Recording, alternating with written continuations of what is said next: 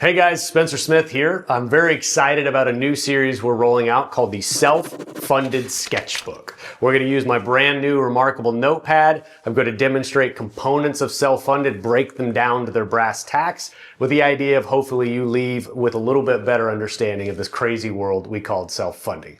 So let's start with the very first in the series. We're going to answer the basic question, what is the difference between fully insured and self-funded? Let's dive in. Okay, fully insured on the left versus self-funded here on the right. Or as I like to think of them as guaranteed cost versus pay-as-you-go. And I'll explain what I mean. But looking on the left-hand side here where I have all of the components built into a fully insured plan, I'm showing you what makes up the premium that an employer is going to pay. The reason I call this guaranteed cost is because ultimately the entirety of the plan spend is coming in the form of premium.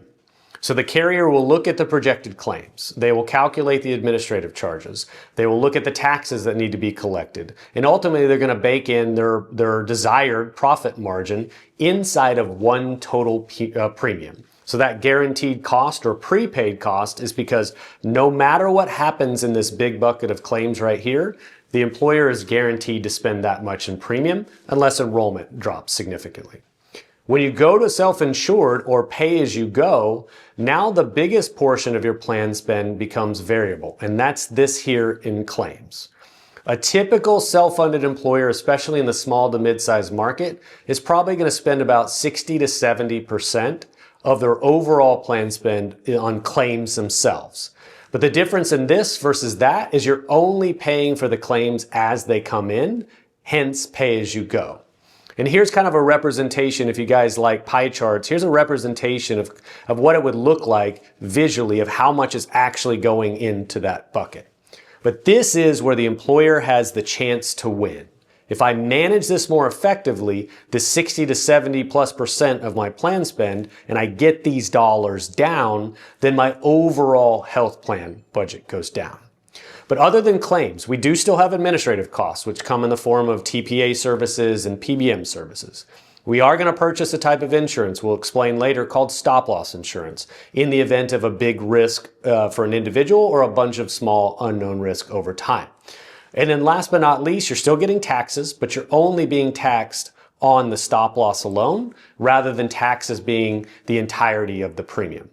But what you're going to get here, and a key difference other than the fluctuations of claims, is if I have money left over at the end of the year because I budgeted for a certain number and then I managed my claims effectively or they came down for some reason, rather than those dollars going to the insurance carrier's profit, they are now this surplus right here, which is essentially what's left over at the end of the year. Sometimes it's referred to as reserves. So realistically, what you need to do is free up your claims from this guaranteed cost environment and then now make them where this is something that's an opportunity for an employer to take advantage of their health plan, to manage it more effectively, and to save money. No guarantee, but ultimately, this is where the chance comes from. All right, so let's summarize. If I go self-funded, about 60 to 70% of my plan is now variable and therefore manageable, and I can do something about it. Taxes are going to be on stop-loss insurance only rather than the entire plan. My fixed costs ultimately are lower. These two pieces usually make up only about 25 to 30% of my budget. So rather than 100% fixed costs, maybe it's now 30% fixed costs. The surplus, what's left over at the end of the year, is mine to keep, not the carrier's profit.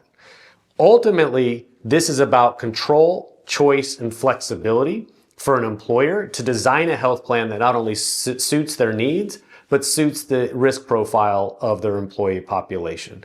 This is more customizable, this is better over time, but in the short term doesn't guarantee a win. Okay, so fully insured versus self-funded. Now you have a better understanding of those two funding arrangements, and we're going to start building on this basic foundation. Thanks, guys.